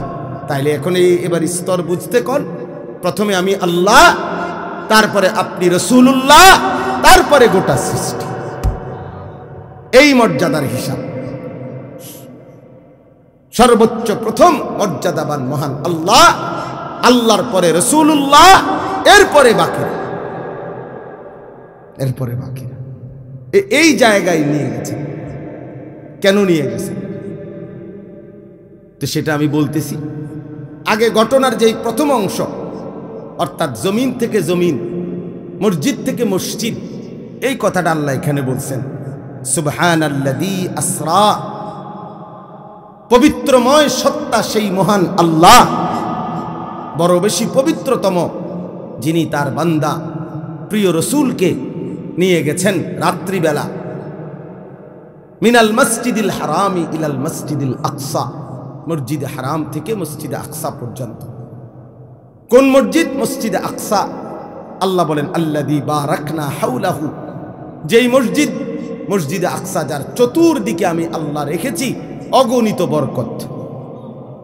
লিনুরিয়াহু মিন আয়াতিনা, এক কথায় আল্লাহ উত্তর দিছে যে যদি বলো বান্দা আপনি আপনার রসুলকে কেন মেরাজ করাইলেন, কেন করাইলেন আপনি, তো আল্লাহ তাআলা নিজেই উত্তর দিছেন লিনুরিয়াহু মিন আয়াতিনা, আমি আল্লাহ তাআলার অসংখ্য অগণিত কুদরতের কোটি কোটি নিদর্শন জমিনে আসমানে আরশ পর্যন্ত আমার সমস্ত কুদরতের নিদর্শন বন্ধুকে সচক্ষে দেখাবার জন্য আমি নিয়ে গেছি। বন্ধুকে আমি অগণিত নিদর্শন দেখাইছি। আবার ওই মসজিদের কাছেও, মসজিদে আকসা, সেখানেও আমার কুদরতের অগণিত নিদর্শন আছে। মানে পুরা সফরটাতেই আমি আল্লাহ তাআলা আমার রসুলকে অগণিত নিদর্শন দেখিয়েছি, এই জন্য নিয়ে গেছি। ইন্নাহু হুয়াস সামিউল বাসীর। ঘটনা শুনে এই দেখেন আল্লাহ তাআলা বলেন আমার রসুলের মেরাজের ঘটনা শুই না তোমরা কে কি মন্তব্য করছো, কে কি গ্রহণ করছো, কে কদ্দুর গ্রহণ করেছ, কে বর্জন করেছ, কে টিটকারি করছো, আমি সবটা আমি আল্লাহ শুনেছি, শুনতেছি, এবং আমি আল্লাহ সচক্ষে দেখি। আমি সামি, আমি শুনি, আমি বসির, আমি দেখি। এত বড় বন্ধুকে পেয়ে, এত বড় বন্ধুর মর্যাদা শুনে তোমরা ইমানদাররাই বা কি করলা, নাফরমানরাই বা কি করলা? আমি এটা শুনতেছি, আমি এটা দেখতেছি। অতএব প্রিয় বন্ধু, এবার শুনেন, পুরা লম্বা কাহিনী বলা আমার পক্ষে সম্ভব না এত রাত। আপনাদের ইমাম সাহেবরা নিজ নিজ মসজিদের মধ্যে এটা বলে, মোটামুটি এটা নিয়ে আলোচনা হয়। আমি ঘটনা পুরা শুনাইতে চাচ্ছি না, আমি শুধু 2-3টা ছোট্ট ছোট্ট কথা মেরাজের ঘটনার থেকে বলতে চাই। 1 নম্বর কথা হলো, রাসূলুল্লাহ সাল্লাল্লাহু আলাইহি সাল্লামকে আল্লাহ তাআলা এই মেরাজে কখন নিলেন? নবী সাল্লাল্লাহু আলাইহি সাল্লাম যখন আল্লাহর দ্বীন প্রচারের জন্য, দাওয়াতের জন্য মানুষের কাছে কালেমার দাওয়াত পৌঁছাইতে গিয়ে জুলুম, নির্যাতন, বেইজ্জতি, অপমান, এর চূড়ান্ত অপমানের শিকার হইছেন, জুলুমের শিকার হইছেন। এরপরে আল্লাহ তাআলা নবীকে তার সর্বোচ্চ মেহমান বানিয়ে মেরাজে নিয়ে গেছেন। নবী সাল্লাল্লাহু আলাইহি সাল্লাম 10 বছর মক্কায় কালেমার দাওয়াত দিয়েছেন। প্রতিদিন মক্কার কাফের কুরাইশরা দিবানিশি বিরোধিতা করছে, জুলুম করছে, নির্যাতন করছে, শারীরিক মানসিক সর্বদিকে নবীর শরীরেও আঘাত করছে, মানসিকভাবে গালি গালাস, মন্দ সন্দ বলতো। নবীজি সাল্লাল্লাহু আলাইহি সাল্লাম কষ্ট পাইতেন, কখনো বলতো পাগল, গণক, জাদুকর ইত্যাদি ইত্যাদি। আল্লাহ নবী সাল্লাল্লাহু আলাইহি সাল্লাম একদিনের জন্য কারো বিরোধিতায়, কারো জুলুমে, নির্যাতনে, শত্রুতায় আল্লাহ নবী তার কালেমার দাওয়াত বন্ধ করে নাই। 10 বছর পরে নবীজির বয়স হয়েছে 50, মানে 40 বছর বয়সে শুরু হয়েছে। তাহলে আরো 10 বছর যদি মানুষকে আল্লাহর দিকে ডাকে তো কয় বছর হইল? 50। আর নবুয়তের বছর কত? 10। নবুয়তের সময় পার হইল কত? দাওয়াতের টাইম গেল কয় বছর? 10 বছর। এই 10 বছর পরে নবীজির বয়স যখন 50, তখন নবীজির 2 জন ঘনিষ্ঠ মানুষ ইন্তেকাল করছে। একজন চাচা আবু তালেব, আরেকজন নবীজির স্ত্রী আম্মাজান খাদিজা রাদিয়াল্লাহু তাআলা আনহা। খুব কাছাকাছি, 1 সপ্তাহের ব্যবধান, 5 থেকে 7 দিনের ব্যবধানে চাচাও মারা গেছেন, স্ত্রীও মারা গেছেন, ইন্তেকাল করছে। নবী সাল্লাল্লাহু আলাইহি সাল্লামের উপরে মক্কার কাফেররা এই ঘটনার পরে, ওনাদের 2 জনের ইন্তেকালের পরে এবার জুলুমের মাত্রা আরো বাড়ায় দিছে। আমি খুব দ্রুত বলতেছি সংক্ষেপে। নবী সাল্লাল্লাহু আলাইহি সাল্লাম তখন এই মক্কা ছেড়ে, মক্কা থেকে পার্শ্ববর্তী তায়েফ, এই 10তম বছরের পরে 11তম বছরে নবীজি তায়েফ গেছেন। তায়েফে কালেমার দাওয়াত দিছেন দীর্ঘ 1.5 মাস পর্যন্ত, কিন্তু একটি লোক তায়েফের কালেমা গ্রহণ করেন, নবীজির কথাটাকে গ্রহণ করেন, বরঞ্চ সবাই দূর দূর করে তাড়ায় দিছে। এমনকি এই তায়েফের সর্দাররা তাদের ছেলেদেরকে, কিশোর ছেলেদেরকে লাগায় দিছে, এই লোকটা পাগল, নাউজুবিল্লাহ, যত মারো পাথর মেরে তারে বের করে দাও। আল্লাহ নবী সাল্লাল্লাহু আলাইহি সাল্লামকে তায়েফের বাচ্চারা অজরে পাথর মারছে, সারা দেহ নবী সাল্লাল্লাহু আলাইহি সাল্লামের রক্ত ঝরছে। নবীজির সাথে যেই সাহাবী ছিলেন, নবীজির পালক পুত্র যায়েদ ইবনে হারেসা, তিনি বলেন, আল্লাহর কসম, সেদিন তায়েফের রক্তে নবীজির পায়ের জুতা পা মোবারকের সাথে এভাবে লাইগা গেছে, আমি যায়েদ কোনোভাবেই জুতা মোবারক খুলতে পারতেছি না, এত রক্ত ঝরছে নবীজি। রাত্রিবেলা নবী সাল্লাল্লাহু আলাইহি সাল্লাম একটা আঙ্গুরের বাগানে তায়েফ থেকে ফিরে এই রক্ত মাখা শরীর নিয়ে আশ্রয় নিছে। রাত গভীরে আল্লাহর নবী, আমরা কিতাবে পড়ছি, নবী সাল্লাল্লাহু আলাইহি সাল্লাম বড় খুব কাঁদছেন রাত্রে, ওই রাত্রে ভীষণ কাঁদছেন নবীজি, আল্লাহর কাছে কাইন্দা দোয়া করছে। মাওলা, লম্বা একটা দোয়া আছে হাদিসে, আমরা পড়ছি এটা। এই দোয়ার মধ্যে নবী অনেকগুলো আবেগে বলছে আল্লাহর কাছে, আল্লাহ, আপনি আমারে কেমন উম্মত দিলেন, আমি তাদেরকে আপনার দিকে ডাকলাম, তারা বিনিময়ে আমাকে এইভাবে পাথর মারল। আপনি আমারে কেমন শত্রুর কাছে দিলেন, আপনি আমারে কেমন অপরিচিত মানুষের কাছে দিলেন, যারা তাদের নবীকে এক বিন্দু কদর করল, এভাবে পাথর মারল। এভাবে অনেক মনের আবেগে আল্লাহর কাছে অনেক কথা বলে, দেখেন একটা কথা ওই হাদিসে আছে, ওই দোয়ার মধ্যে নবী একটা কথা বলছে, তবে আল্লাহ, মনের কষ্ট যাই তা বললাম, তবে আমার একটাই কথা, যদি আপনি আসমানওয়ালা মালিক আমার, আপনি যদি ইনলাম তাকুন আলাইয়া গাদাবুন ফালা উবালি, এই মাওলা, যদি আপনি আমার উপরে নারাজ না হন, আপনি যদি বলেন আপনি আমার উপরে অসন্তুষ্ট হন নাই, আপনি খুশি আছেন, তো আল্লাহ কসম, ফালা উবালি, আমি কোনো পরোয়া করি না, আমার কোনো চিন্তা করি না, আপনি রাজি থাকলেই আমার চলবে। এই কথাটা নবী বলছেন যে মাওলা, আপনি নারাজ হইয়েন না, আপনি আমার উপরে রাজি থাকেন, আমি বলবো, আমি দাওয়াত দিবই, আমি বলেই যাব। তো আল্লাহর নবী সাল্লাল্লাহু আলাইহি ওয়াসাল্লাম মক্কায় ফিরে আসছে। এই দেখেন ছেলেরা, বাপ, তোমরাও শোনো, এই যখন নবীজি এই রক্তাক্ত হয়ে মক্কায় ফিরে আসছে, এই 11তম বছর, 51 বছর নবীজির বয়স, এই তখন মক্কাবাসী এত বেশি বিদ্রুপ করছে নবীজিরে, রাত দিন টিটকারি করতে লাগছে, হায় মুহাম্মদ, তুমি শুনলাম তোমারে আল্লাহ বলে অনেক ভালোবাসে, তোমারে অনেক মর্যাদা দিব, তোমার অনেক সম্মান, কত কথাই তো তুমি কইলা,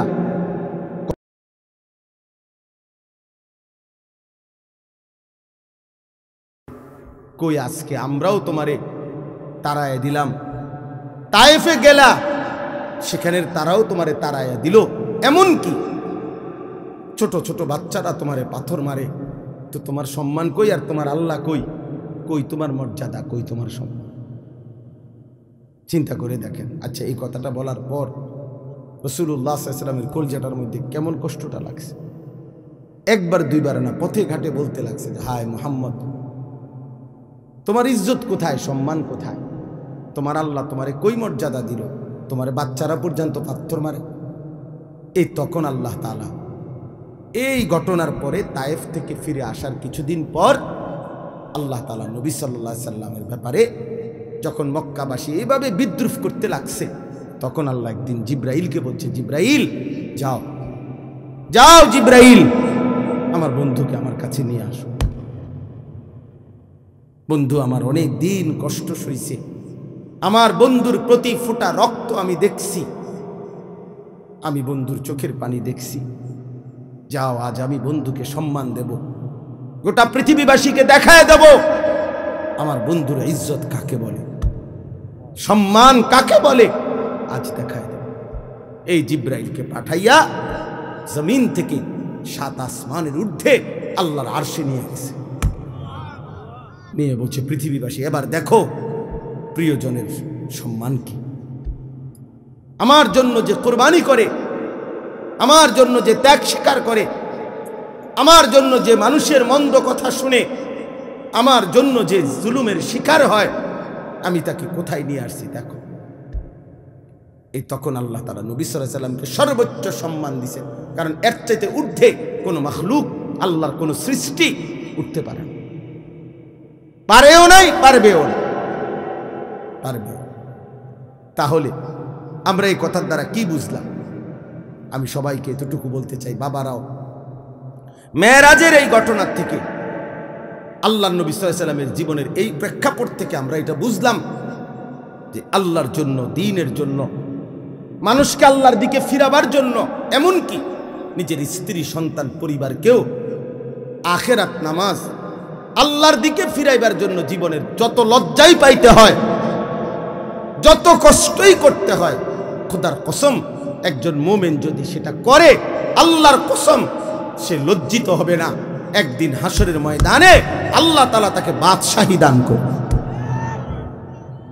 আজকে আপনারা অনেক বাবারা আছেন, আপনারা 2 বার 10 বার বলে আপনাদের ছেলেদেরকে ছেড়ে দিছেন, আপনাদের মেয়েদেরকে নিজের হাতে ছেড়ে দিছেন, স্ত্রীদেরকে নিজের হাতে ছেড়ে দিছেন। আহা, মুসলমানের বাপ বাইচা আছে, 16 বছরের ছেলেটা 1 ওয়াক্ত নামাজ পড়ে না, অথচ তার বাপ জীবিত, তার মা জীবিত। আহ, এই বাবার গায়ে সহে কেমনে? এই বাবা ভাত খায় কেমনে? কোনো দিন ফজরের নামাজ ছেলেটা পড়ে না, কোনো দিন পড়ে না। 365 দিনের 1 বছরে আহারে মা কেমনে ঘুমায়, বাবা কেমনে ঘুমায়, কেমনে রাত এদের ভোর হয়, কেমনে ভোর হয়। কোনো বাবা যদি সন্তানের প্রতি এতটুকু মায়া থাকতো যে আমার ছেলেটা তো আগুনে জ্বলবে, জাহান্নামের আগুনে, আমি কেন তাকে ফেরাবো না? আমার জীবনের আর কি অর্থ আছে? আরে আমি কার জন্য খাট বানাই, কার জন্য ঘর করি, কার জন্য বাজার করি? এই দুশ্মনের জন্য বাজার করে লাভ কি? এই দুশ্মন তো আল্লাহর দুশ্মন, রাসূলের দুশ্মন, ইসলামের দুশ্মন, মানবতার দুশ্মন। এটা বেনামাজি আল্লাহর দুশ্মন, বেনামাজি রাসূলের দুশ্মন, বেনামাজি কোরআনের দুশ্মন, বেনামাজি ইসলামের দুশ্মন। তো জমিনের সবচেয়ে নিকৃষ্ট, যেই কপালে সেজদা নাই, হয়তো মানুষের কোনো কাতারে পড়ে না, কোনোভাবেই হয় মানুষও না, জানোয়ারও না। জানেন, বেনামাজি মানুষও না, জানোয়ারও না, এতে মানুষও না, ছাগলও না, গরুও না, কুকুরও না, বিড়ালও না। বলতে হেতে কিতা, হেতে হেতে কইতে পারবো, হেতে কিতা, আমি কিতে কোন, আমি কোনটার লগে মিলাই পারি না, এটা আমার ব্যর্থতা, আমি পারি না। কেন বললাম? মানুষ তো বলে তাকে যাকে আল্লাহ তাআলা ইবাদতের জন্য বানাইছে। কি আল্লাহ বলে নাই এ কথা? তাইলে যার দ্বারা ইবাদত হচ্ছে না সে তো মানুষ না। আবার জানোয়ার বলবেন কেমনে? তারে আমনে যদি কুকুরও কন, কুত্তাও তো প্রতিবাদ করবে আল্লাহর কাছে যে আল্লাহ আমনে আমারে তো সেজদা দিতে কন নাই। আল্লাহ কি কুকুরকে সেজদা দিতে বলছে? তো আল্লাহ কি সে বলবে? কুত্তা বলবে আল্লাহ আরে কুত্তার মতো কইলো কেন, আমারে আমার লগে তুলনা দিল কেন? বেনামাজি রে, আমারে তো আপনি সেজদা দিতে বলেন নাই, ওরে বলছেন তো আমার লগে মিলল কই? ওরে বলার পরে সে দেয় না, আমারে তো বলেন নাই, আমি সেজদা দিব কেন? আর আমার না দেওয়াটা দোষ না, আমারে তো আপনি আদেশ করেননি। কিন্তু এই জানোয়ারে তো সেজদা দিতে বলছিলেন আল্লাহ, এই জানোয়ার দেয় না কেন? এই জন্য মনে রাখো বাত আর বেডি সাউন আর মোবাইল দেখো আর বন্ধুদের আড্ডা মারো, আহা শয়তান তোমাগরে কাম ধরায় দিছে, শুধু চুল ফিরাইবা, মাসে মাসে চুলের ডিজাইন বদলাবা, প্যান্টের ডিজাইন বদলাবা। আহ, এই শরীর, এই স্বাস্থ্য, যৌবন, পাউডার এবং একটু সাজগোজ, ডিজাইন, ফ্যাশন, এতটুকুর পিছনে এমন সুন্দর সময় হায়াত শেষ করে দিলাম। কিসের পিছনে শেষ করলা বাবা? কিসের পিছনে? প্রিয় ভাই বলো, কেউ কারো দিকে বললো না, তুমি হাতে কইও না, একজন আরেকজনরে বললে পারতা না, হাসি দিয়ে আমার কথা উড়াই দিও না, হাসি দিয়া উড়াই দিও না বাপ। একদিন দেখবা, একদিন মনে রাখো এমন হবে তোমারে কেউ ডাকবে না, কেউ ডাকবে না।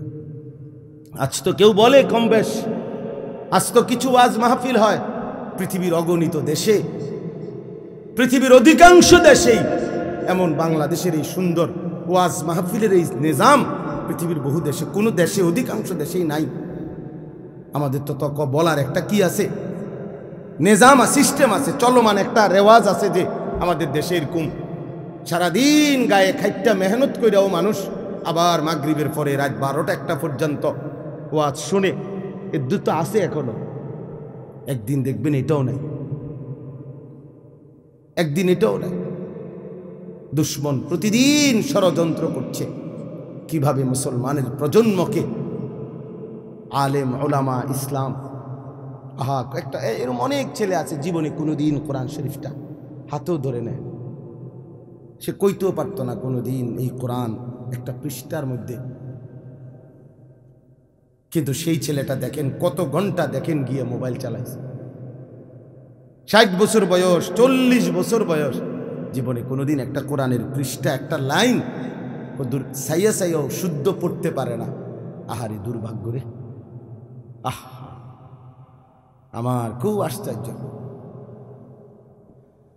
মনে হয়, কাঁদি যে হায় রে মুসলমান, এত বোকা কেমনে হইলা রে বাপ, কেমনে হইলা? মুসলমানের ঘরে জন্ম নিয়ে কোনোদিন আল্লাহর কোরআন পড়তেও মন চাইল না, ছুঁয়ে দেখতেও মন চাইল না। এটা কি তাবিজের কিতাব? কথা বলেন না, কোরআন শরীফ তাবিজের কিতাব। তাবিজ তো হয় দোহানের মধ্যে, হুজুরদের কাছে আইয়ে তাবিজ, হুজুর একটা তাবিজ লিখে দেন দোকানে ঝুলাইলে যাতে বিপদ আপদ থেকে বাঁচে, বেচা কিনা ভালো হয়, তাবিজ দিত। কাস্টমার বেচার মানে কামাই রোজ, হাবড়া আমি তাবিজ দিমু, হাবড়ার দোয়ানে বেচা কিনা ভালো হইবে, এরপরে এই কামাই রোজগারি দিয়ে হাবড়ার বেডি বাজারে বাজারে ঘুরবে, হাবড়ার ফুতে মোবাইলে টাকা ঢুকাইয়া উলঙ্গ ছবি দেখবে, আর ওনার ঘরে রঙিন টেলিভিশনে নর্তকী নাচবে, আর আমি তাবিজ দিতাম।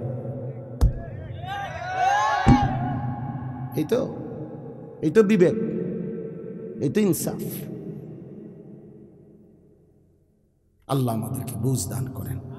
আমার কথা শেষ, আমার মূল বক্তব্য, অনেক উদাহরণ মেরাজের ঘটনা থেকে অনেক কিছু বোঝানো যায়।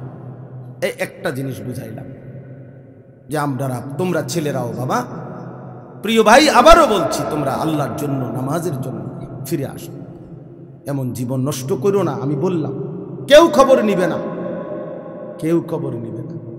একটা জিনিস বুঝার জন্য বলি বাপ, মনে রাখো, আল্লাহর নজর থেকে কেউ যদি, আল্লাহর দয়া থেকে কেউ যদি ছিটকে পড়ে, তারে আর কেউ খবর নেয় না।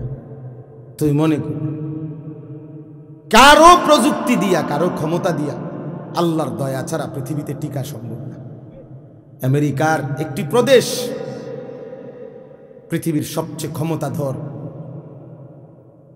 পৃথিবীর ক্ষমতাধর সুপার পাওয়ার মনে করে নিজেদেরকে, সকল কিছু অত্যাধুনিক প্রযুক্তি, কিন্তু পৃথিবীর অসভ্যতার, নোংরামি, অশ্লীলতার পৃথিবীর সমস্ত উলঙ্গ ছবি যেখানে তৈরি হয়, যেখানে সমস্ত বেশ্যাবৃত্তি অসভ্যতার কেন্দ্রভূমি, সেই আমেরিকার ক্যালিফোর্নিয়ার লস অ্যাঞ্জেলাস, এই হলিউডের যেখানে ওই অঞ্চলটা একটা স্টেট, একটা প্রদেশ বাংলাদেশের চাইতে বড়।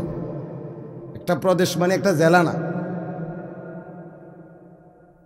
এই একটি স্টেট প্রদেশ পুরা জ্বলে আল্লাহর আযাবে আগুনে ছাই হয়ে গেছে। আজকে 8 দিন 10 দিনের মতো হয়ে গেছে, এখনো আগুন নিভাইতে পারে না, এখনো পুড়তেছে, এখনো পুড়ে যাচ্ছে। কোন 14,000 ফায়ার সার্ভিস কর্মী একসাথে 24 ঘন্টা ধরে পানি দিতেছে।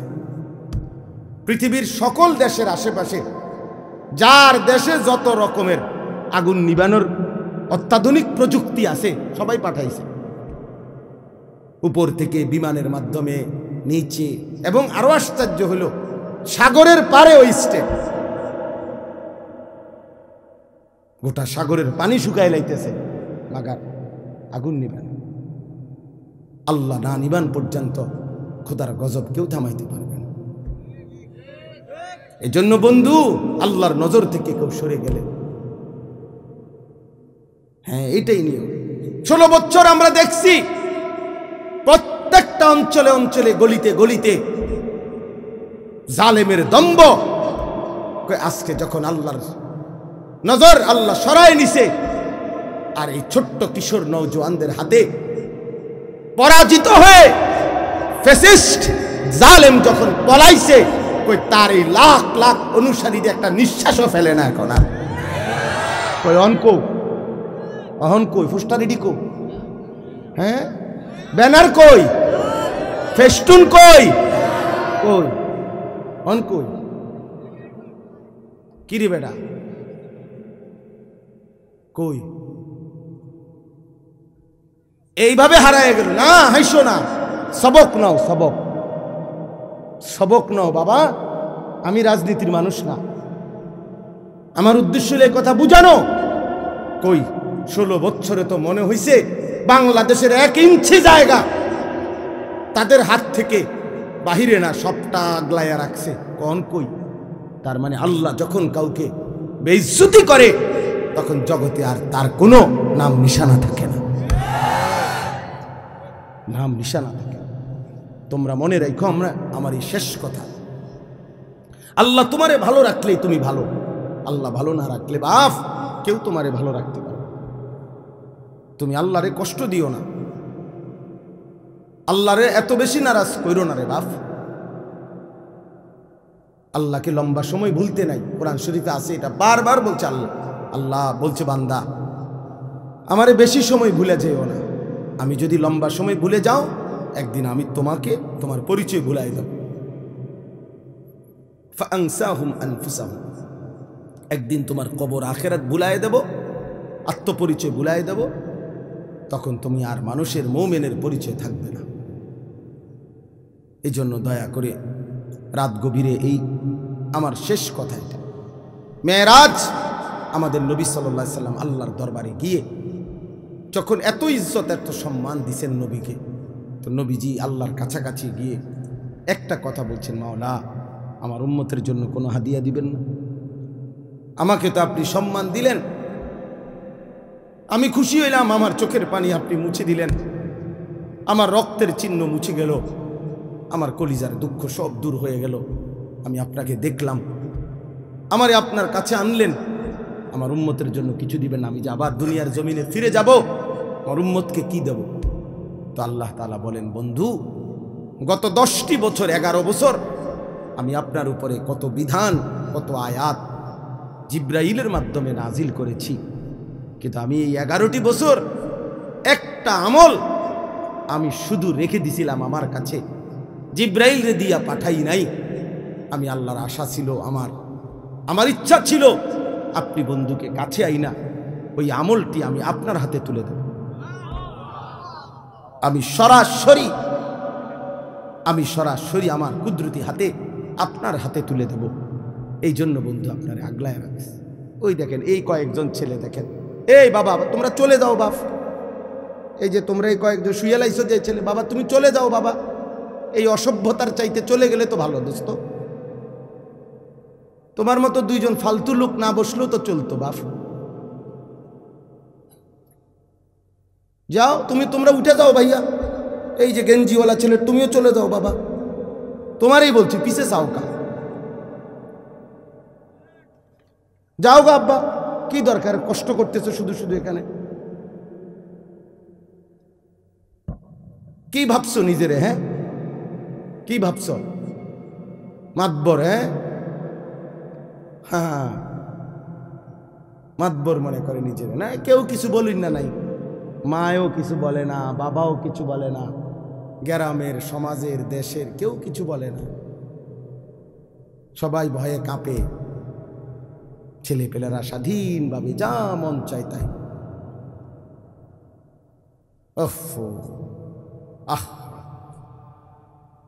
বিবেকহীন হলে কেমন যা হয়। আমি ছাড়তে রাজি না বাপ, তুমি জানো না আমার খাসিয়ত, আমারে আর কেউ দেখছো না তোমরা, আমি এতক্ষণ নাইলে কষ্ট করলাম কেন? প্রথমে যে বুট হাওয়া বন্ধ করেন, মোবাইল বন্ধ করেন, পিছনের গড়ে বলছি আগলায় আসেন, কিল্লেগা আমার মাকসাদ শুধু একটা হইলো, আমার সিহুলি আমি কইয়া গেলাম, কেউ ঠ্যাঙালগি দিয়া রইছে না, হুত্যা রইছে না, সিট্টিয়া রইছে, আমার এত কানের দরকার কি? আমার ও আজনা দরকার, আমার টিয়া আনা দরকার, আমার সময় না পার করা দরকার। আল্লাহর কসম আমি এই মাকসাদে বয়ান করি না, আমি ফিকির নিয়েই আলাদা, আমার একটা মানসিকতা আছে, আমি পরিবর্তনের আশায় কথা বলি। আমার স্বপ্ন এটা, আমাদের কিশোর তরুণ নওজোয়ান বদলাবে ইনশাআল্লাহ, বদলাবে এবং বদলাচ্ছে প্রতিদিন, প্রতি ঘন্টায় যুবক বদলাই যাইতেছে ইনশাআল্লাহ। দেখো তোমরা, বললাম আগামীর সময়টা এদেশের কিশোর তরুণ নওজোয়ান কালেমার পতাকা উড়াবে ইনশাআল্লাহ। যাদের হাতে ফ্যাসিস্ট পলাইছে, জালেম পলাইছে, তাদের হাতে কালেমারও বিজয় হবে। নওজোয়ানের হিম্মত আল্লাহর বড় পছন্দ, নওজোয়ান জাগলে আল্লাহ তাআলা খুব পছন্দ করে। কেন নষ্ট হইবা বাপ? অনেকক্ষণ ধরে দেখতেছি আমি, ওরা এই 3-4 জন এখানে দুষ্টামি করতেছে। আরে বিবেকহীন, তুমি চলে যাও নাই তো, আমি তো তোমার জোর করি নাই এখানে। 14-15 বছরেই যদি তোমরা, 16 বছরে যদি তোমরা এত নষ্ট হয়ে যাও যে এক ওয়াক্ত নামাজ পড়তে মন চায় না, আহা বাবা, তো বাকি জীবন কেমনে পার করবা? 18 বছর বয়সে যদি এত হাজার নারী দেখে ফেলো, তো বাকি জীবন কি দেখবা? বিবাহিত স্ত্রী দেখে তো আর মজা পাইতা না। সত্য কথা বললাম, খোলামেলা বললাম। বয়স্ক বাবা না থাকলে আরো বলতাম। একদিন চরিত্র নষ্ট করতে করতে প্রয়োজনের মুহূর্তে আর কিছুই মিলবে না। এর দূরে বললাম, বিবেক থাকলে ভাইব। হারাম হারাম তোমার শরীর নষ্ট করে দেয়। আল্লাহ তাআলা প্রত্যেকের জন্য ভালোবাসার এক প্রিয়তম স্ত্রী আল্লাহ তাআলা রেখেছেন। আল্লাহ তাআলা রেখেছেন হালাল স্ত্রীর পবিত্র চাহনি, তার মধ্যে বরকত আছে, ভালোবাসা আছে, তার ভিতরে ইবাদত আছে। নবী সাল্লাল্লাহু আলাইহি সাল্লাম হচ্ছে, কেউ তার স্ত্রীকে যদি ভালোবেসে আদর করে একটা লোকমা খাবার মুখে তুলে দেয়, একটা রুটি তুলে দিছে, আল্লাহর কসম নবী বলছে আল্লাহ তাআলা সাদকার সওয়াব আমলনামায় তুলে দিবে।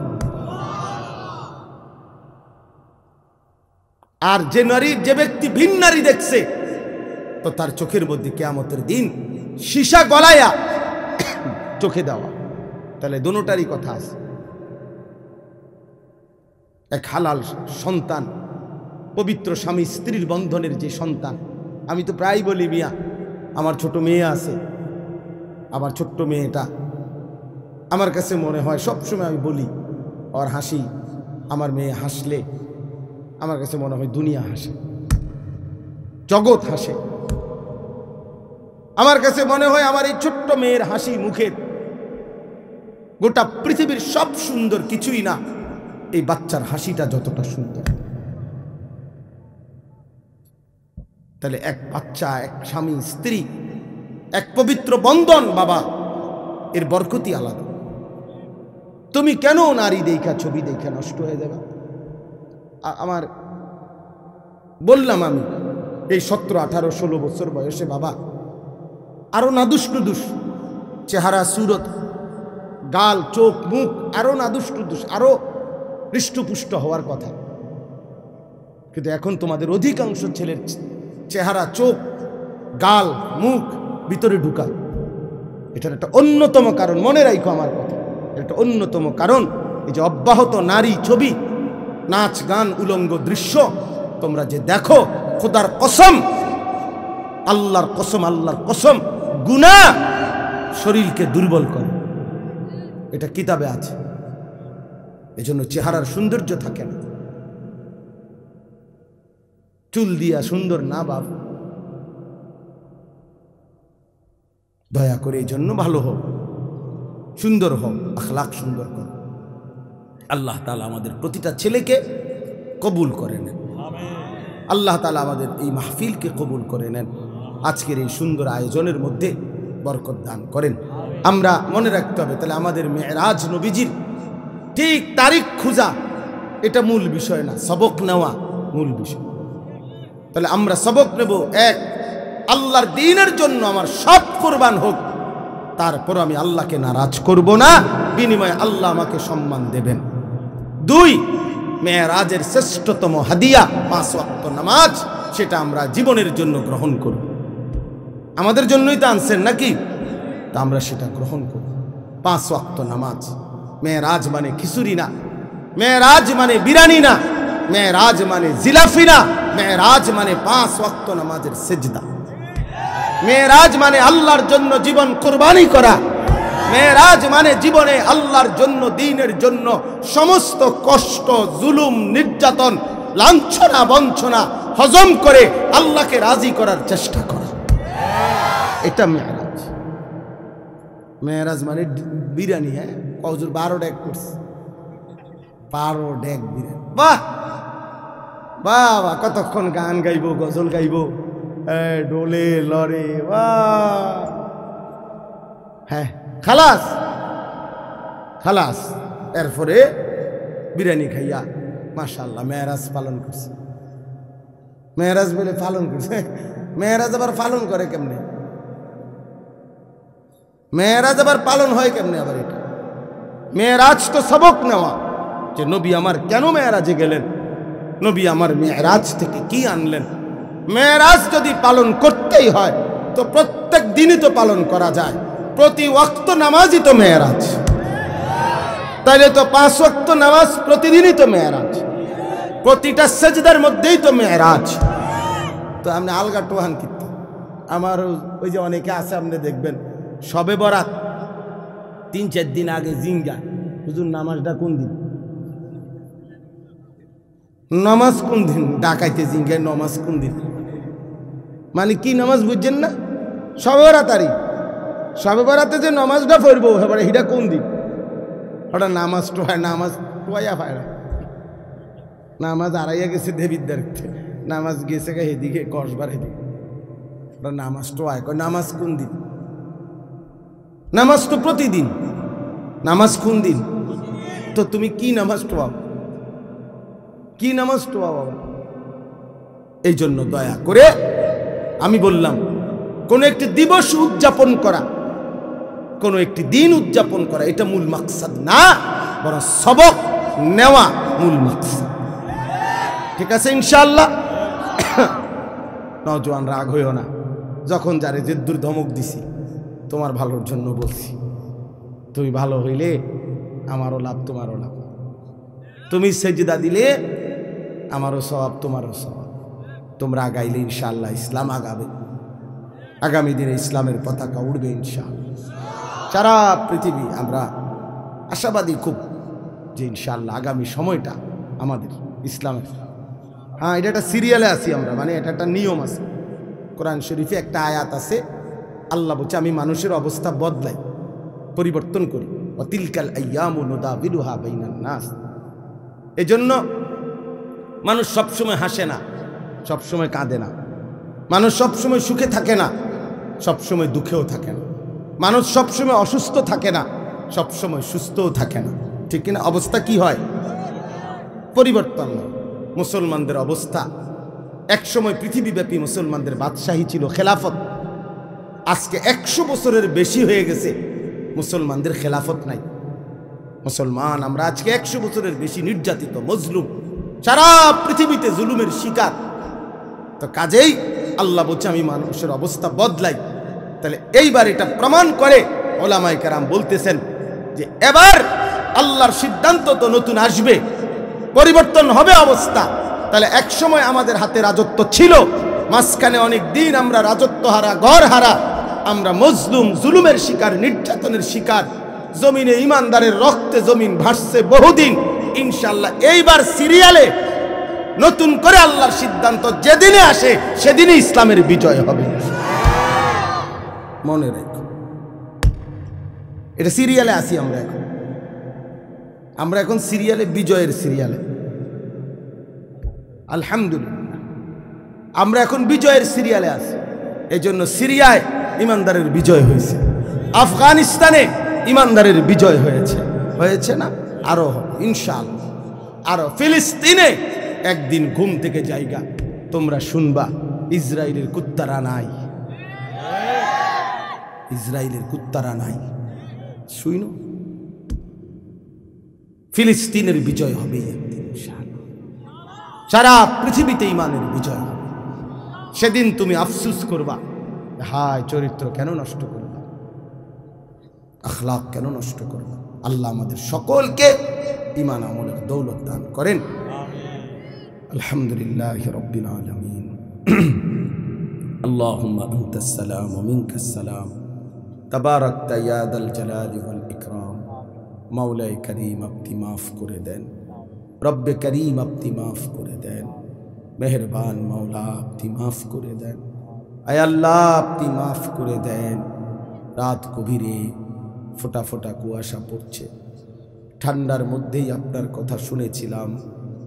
আল্লাহ আপনি আমাদের আখিরাত সুন্দর করে দেন, পেছনের জিন্দেগির সমস্ত গুনাহ মাফ করে দেন। আল্লাহ আমার এই জওয়ান যুবক ছেলেগুলোকে, কিশোর তরুণ নওজওয়ানদেরকে নামাজি বানিয়ে দেন, চরিত্রবান বানিয়ে দেন, উত্তম আখলাকওয়ালা বানিয়ে দেন। আগামীর ইসলামের জন্য এদেরকে কবুল করে নেন। আগামীর কালেমার পতাকা উড়াবার জন্য, মাহাদির পক্ষে লড়বার জন্য এদেরকে কবুল করে নেন। আমার বাবা চাচাদেরকে আরো বেশি নেক আমলের তৌফিক দান করেন। সমস্ত কবরবাসীদেরকে মাফ করে দেন। কিয়ামত পর্যন্ত কবরের আযাব মাফ করে দেন। কবরগুলোকে জান্নাতের টুকরা বানিয়ে দেন।